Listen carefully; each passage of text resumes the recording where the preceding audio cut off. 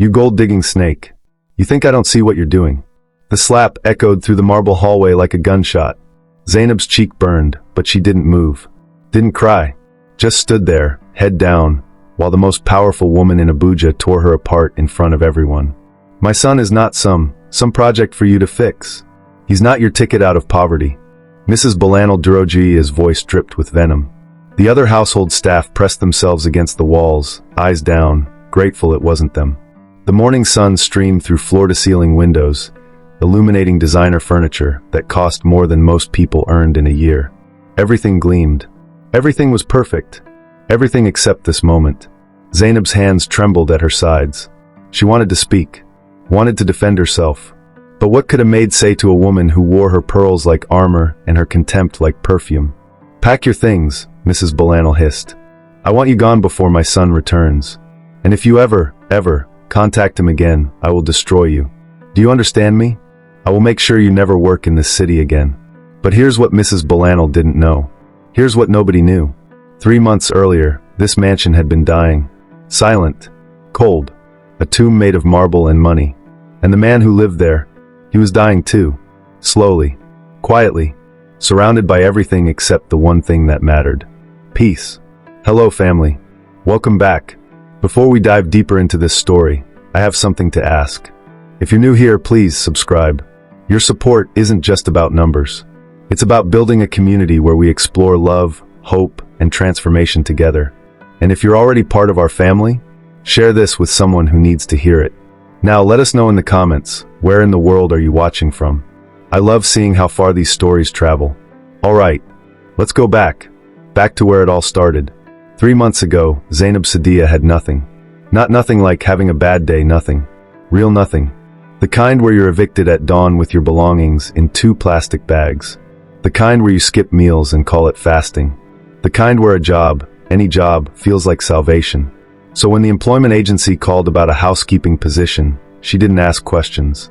She just said yes. The mansion took her breath away. 12 bedrooms. An indoor fountain.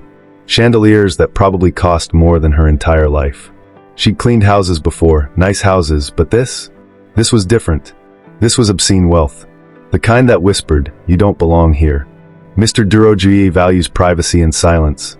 The head housekeeper told her on that first day. He's a very busy man. Very important. You'll rarely see him, and when you do, you don't speak unless spoken to. Understand? Zainab nodded. She understood perfectly. She'd been invisible her whole life. This would be easy. For 2 weeks, she moved through the mansion like a ghost. Dusting surfaces that never got dusty. Polishing floors that already gleamed. The house was immaculate. Perfect. Dead. She saw him only in passing. Chief Maid Durojaiye. Tall. Sharp suits that probably cost more than cars. Eyes that looked past everyone, including her. The staff whispered about him. How politicians courted him. How business deals lived or died on his word. How women threw themselves at him at every social function. And how he turned them all away. He's been alone since his wife died, one of the cooks murmured. 7 years now. The house hasn't been the same. Zainab understood loneliness. She'd been alone too. Different kind of alone, the kind where nobody noticed if you disappeared, but alone nonetheless. Then came that afternoon. She thought the house was empty. Mr. Durojaiye had left for meetings. The other staff were in the West Wing. So she did something she hadn't done in weeks.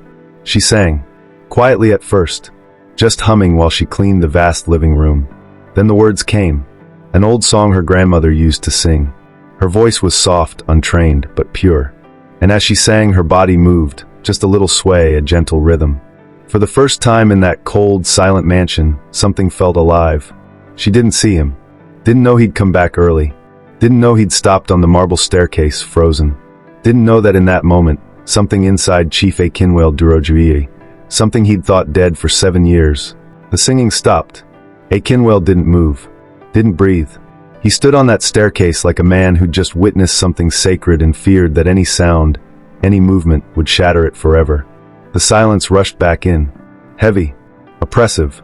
The same silence that had filled this house for 7 years. The same silence that filled his chest, his throat, his entire existence. He hated it. When had he started hating the quiet?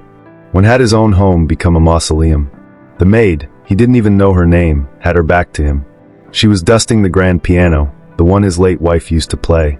Nobody touched it anymore. It sat there like a monument to everything he'd lost. But this woman had touched it, had sung near it, had brought something back into this space that he'd thought was gone forever. Life. He cleared his throat. She spun around so fast she nearly dropped her cleaning cloth. Her eyes went wide, terrified actually, and she immediately lowered her head in that way all the staff did. That invisible way. That please don't see me way. Sir. I'm so sorry. I didn't know you were, I thought. What's your name? The question seemed to startle her more than his presence. She hesitated, like she wasn't sure she was allowed to answer. Zainab, sir. Zainab Sadia. How long have you worked here, Zainab? 2 weeks, sir. 2 weeks. And he'd never noticed her. Never really looked at any of them. They were just there, moving silently through his silent house, maintaining his silent life. You sing well. Her head snapped up. For just a second, their eyes met. Hers were brown, warm, startled. Then she looked down again. Thank you, sir. I apologize if I disturbed you. It won't happen again. I didn't say I was disturbed. She didn't respond. Just stood there, rigid, waiting to be dismissed. He should dismiss her. Should go to his office, return to his emails, his conference calls, his ruthless, efficient, empty routine. Instead, he heard himself say, carry on. And he walked away. But slowly, listening. She didn't sing again that day. Over the next week, Akinwale did something he'd never done before. He lingered. Not obviously. He was too practiced at control for that. But he found reasons to be in whatever room she was cleaning. Checking documents he could check anywhere. Making phone calls he could make from his office.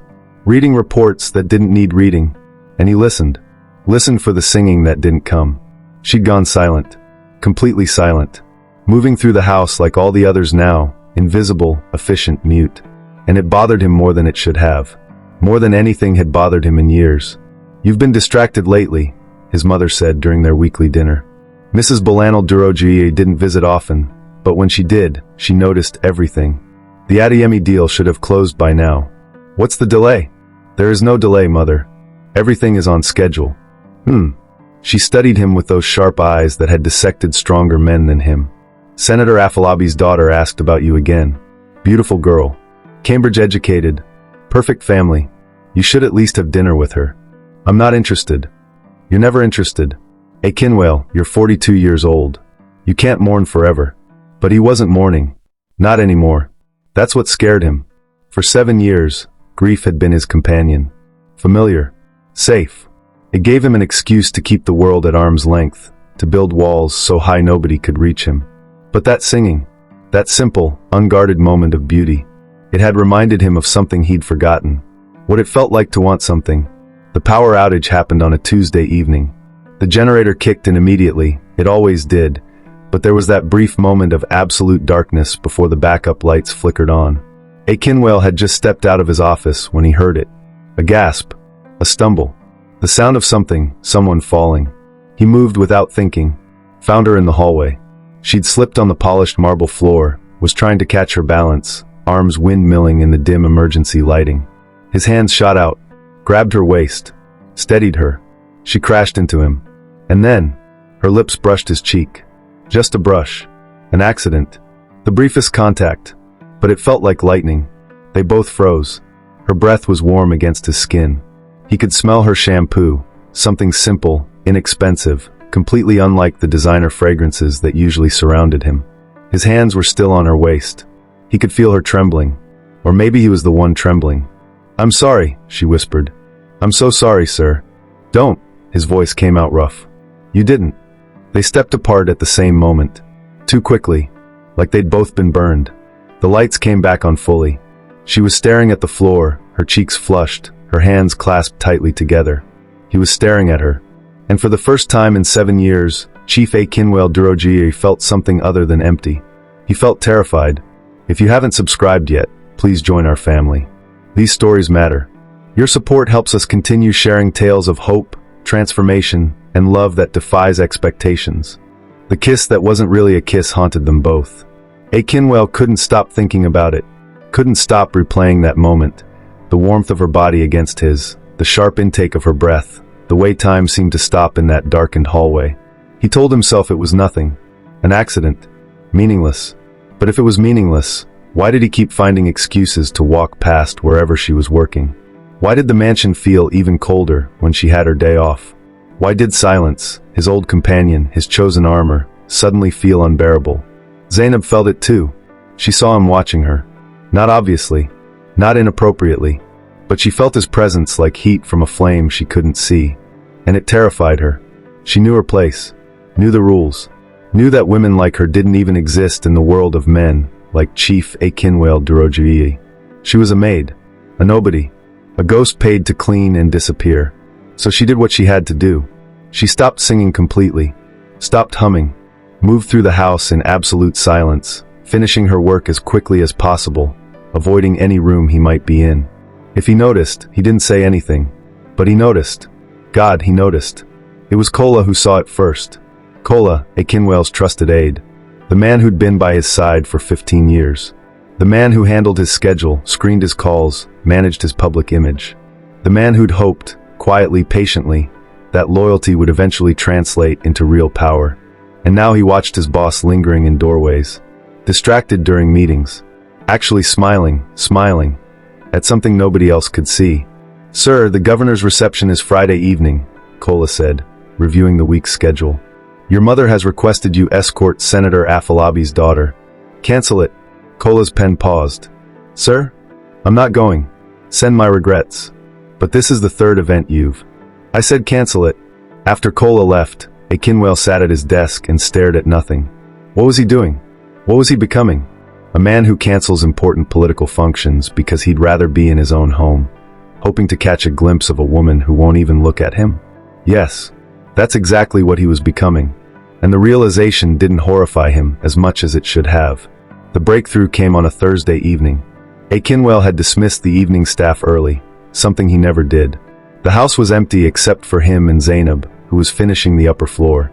He found her in the library, dusting shelves she'd probably dusted yesterday. Zainab. She jumped. Actually jumped. Sir, I'm almost finished. I'll be out of your way. Sit down. Sir? Please. Sit down. She looked at the chair he'd indicated, expensive leather, probably worth more than her monthly salary, and then back at him like he'd asked her to juggle fire. I shouldn't, sir. When I eat dinner, he said quietly, the dining room seats 24 people. I sit alone at the head of a table meant for family and friends I don't have. This house has 12 bedrooms. I sleep in one. There are staff quarters that house 6 people. They go home every night to families, to noise, to life. He paused, met her eyes. I'm asking you to sit. Just sit.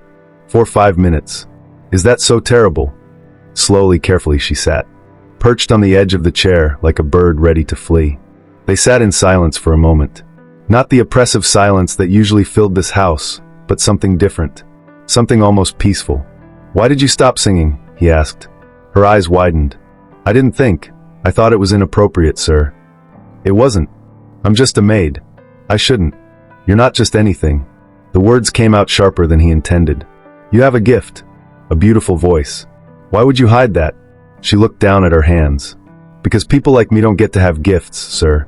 We get to survive. There's a difference. The truth of it hit him like a punch. Here he was, surrounded by more wealth than most people could imagine, more privilege than he'd ever earned, and he'd spent 7 years drowning in self-imposed isolation. While she, who had nothing, who'd been evicted, who worked herself to exhaustion for probably minimum wage, she understood something about survival, about resilience, that he'd never had to learn. Sing for me, he said softly. Please. Just once. Sir, not as an employee. As a person. As someone who has something I need. He paused. I haven't felt peace in 7 years, Zainab. Not until I heard you sing. I'm not asking as your employer. I'm asking as a man who's forgotten what it feels like to be human. The vulnerability in his voice shocked them both. And slowly, hesitantly, Zainab began to sing. In his office downstairs, Kola pressed his phone to his ear. Mrs. Durojaiye? I think you need to know what's happening in your son's house. If you're not subscribed yet, what are you waiting for? Join our family. Your support keeps these stories alive and helps us build hope for people who need it most. Mrs. Bolanle Durojaiye arrived like a storm. No warning. No courtesy call. Just the screech of tires in the driveway at 7 in the morning and the sharp click of designer heels on marble floors. Zainab was in the kitchen, helping prepare breakfast, when she heard the commotion. Raised voices. The head housekeeper's nervous explanations. And then that voice, cold, commanding, furious. Where is she? Where is this girl? Zainab's blood turned to ice. The other staff scattered like leaves in wind. They knew. Everyone always knew when to disappear. She walked into the hallway on trembling legs. Mrs. Bolanle stood there in a cream designer suit, diamonds at her throat, fury in her eyes. Behind her, Kola watched with barely concealed satisfaction. And that's when it happened. You gold-digging snake. You think I don't see what you're doing? The slap came so fast Zainab didn't have time to react. Her cheek exploded in pain. Her eyes watered, but she refused to let the tears fall. My son is not some project for you to fix. He's not your ticket out of poverty. Mrs. Durojaiye, I never. Don't you dare speak to me. Another slap. Harder this time. I know exactly what you are. What you're trying to do. Kola told me everything. The singing. The late nights. The way you've been throwing yourself at him. That's not true, Zainab whispered. I swear, that's not. Kola saw you. Mrs. Bolanle's voice could have cut glass. He saw you in the library, sitting in my late daughter-in-law's favorite chair like you belonged there. Singing. Seducing my son with your cheap tricks. The words hit harder than the slaps. Kola stepped forward, his face a mask of false concern.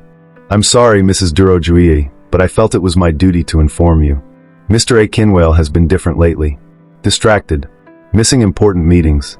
And this girl, she's always there. Always finding ways to be near him. I was just cleaning, Zainab said, her voice breaking. I was just doing my job. Your job? Mrs. Bolanle laughed, a cruel, brittle sound. Your job is to dust and mop and stay invisible. But you couldn't do that, could you? You saw a lonely man with money, and you saw your chance. No, I. Pack your things. I want you gone before my son returns. And if you ever contact him again, I will destroy you. Do you understand me? I will make sure you never work in this city again. I will make sure everyone knows what kind of woman you are. Zainab stood there, shaking, her cheek throbbing, her heart shattering. She wanted to fight back, wanted to scream that she'd never asked for any of this, that she'd tried to stay invisible, that she'd actually been good at being invisible until he'd asked her to sing, until he'd looked at her like she was a person instead of a ghost. But what was the point? Women like Mrs. Bolanle didn't lose arguments. Women like Zainab didn't win them. I'll pack my things, she whispered. She turned to leave, and that's when she saw him. Akinwale stood at the top of the staircase. How long had he been there? How much had he heard? Everything. She could see it in his face. He'd heard everything. Mother. His voice was quiet. Deadly quiet. What are you doing in my house? Akinwale. Thank God. I came as soon as Kola called me. This girl, she's been manipulating you, taking advantage. Get out. The hallway went silent. Mrs. Bolanle blinked. What? I said get out of my house. He descended the stairs slowly, his eyes never leaving his mother's face. You come into my home. You assault my staff. You make accusations based on lies. They're not lies. Kola interjected. Sir, I saw. You saw nothing. Akinwale's gaze shifted to Kola, and the temperature in the room dropped 20 degrees. You saw a man having a conversation in his own library. You saw an employee doing her job. And you twisted it into something ugly because why, Kola? Why would you do this? Kola's face went pale. Sir, I was only trying to protect. Protect? Akinwale laughed, a harsh, bitter sound. Or were you trying to protect the political marriage you've been arranging behind my back? The one that would give you connections to the governor's office. The silence was deafening. I found the emails, Kola. Saw the messages. You've been promising Senator Afolabi that I'd marry his daughter. You've been taking money, my money, to facilitate a union I never agreed to. Sir, I can explain. You're fired. Get out. Now. Kola stood frozen for a moment, then turned and fled. Mrs. Bolanle's face had gone white. Akinwale, even if Kola was wrong about his methods, this girl is still. Her name is Zainab. He said it firmly, clearly, and she's done nothing wrong except exist in a space where someone finally noticed her. He walked past his mother, walked straight to Zainab. She was crying now. Couldn't help it. The tears streamed down her bruised cheeks. I'm sorry, she whispered. I never meant for any of this. Don't apologize. His hand reached up, hesitated, then gently touched her cheek where his mother had struck her. Don't ever apologize for being seen. Zainab left anyway. Not because Mrs. Bolanle demanded it. Not because Cola's lies had won. She left because she understood something A. Kinwale didn't.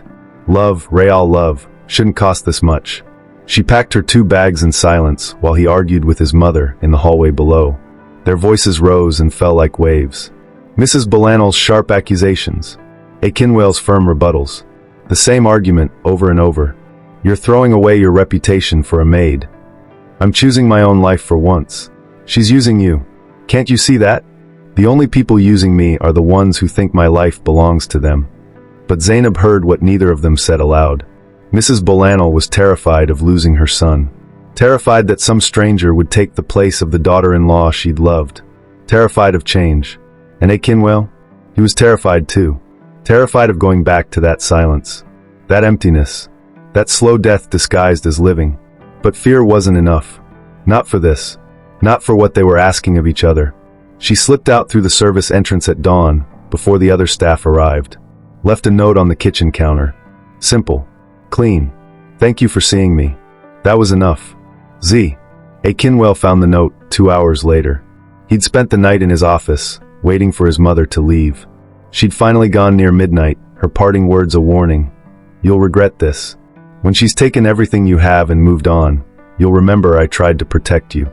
But when he climbed the stairs to find Zainab, to apologize, to figure out what came next, she was gone. The room she'd used was spotless. Bed made with hospital corners. Not a trace that she'd ever existed there. Just like she'd been trained. Just like the system had taught her. Be invisible. Don't leave marks. Disappear. He found the note in the kitchen, and something inside him broke. That was enough. No, it wasn't enough. It would never be enough. He found her 3 days later. It took calling in favors, hiring people, searching the neighborhoods where someone evicted and desperate might land. He found her in a cramped room she shared with 2 other women, taking laundry jobs to survive. She opened the door and froze. You can't be here, she whispered. Your reputation. I don't care about my reputation. Your mother. Will learn to accept it or she won't. That's her choice. He stepped closer. But I'm making my choice, Zainab. I'm choosing you. I'm choosing this. I'm choosing to live instead of just existing. You don't understand. Tears filled her eyes. I can't give you what people expect. I'm not educated. Not polished. I don't know how to be in your world. Then teach me to be in yours. The words hung in the air between them. What? You gave me peace when I had everything except peace. You reminded me what it felt like to be human. To want something. To feel something. He reached for her hands. I don't need you to fit into my world, Zainab. I need you to help me build a new one. People will talk. They'll say horrible things. Let them talk. Your business partners can accept it or leave. Your mother will come around, or she won't. But I'm 42 years old, and I've spent the last 7 years dying slowly in a mansion full of everything I don't need. I'm done living for other people's approval. She was crying now, full tears streaming down her face. I'm scared, she whispered. So am I. He smiled, genuine, warm, alive. But I'd rather be scared with you than safe and dead inside without you. The wedding was small. Mrs. Bolanle didn't attend. Not at first. She sent a curt message through her assistant. A refusal and a reminder that society would never accept this union. But 3 months later, she showed up at the mansion unannounced. Found Zainab in the living room, singing while she arranged flowers. The house felt different. Warm. Lived in. There were photos on the walls now. Laughter echoing from the kitchen. Life. And her son, her serious, controlled, emotionally distant son, was dancing. Dancing badly, awkwardly, with complete abandon. He saw his mother standing in the doorway. Didn't stop dancing. Just smiled. Mother, you're early for lunch. Mrs. Bolanle watched them. Watched the way Zainab's face lit up when she sang. Watched the way her son looked at his wife like she'd hung the moon and stars. She didn't apologize. Not that day. Maybe not ever with words. But she stayed for lunch. And the next week, she came back. 6 months later, Zainab stood in that same living room, hand on her growing belly, singing to the child inside her. A. Kinwale listened from the doorway, the same place he'd stood that first afternoon when everything changed. The mansion was no longer silent. It was no longer perfect. But for the first time in 7 years, it was home. Zainab turned, caught him watching, smiled. Come dance with me, she said. And he did. Always.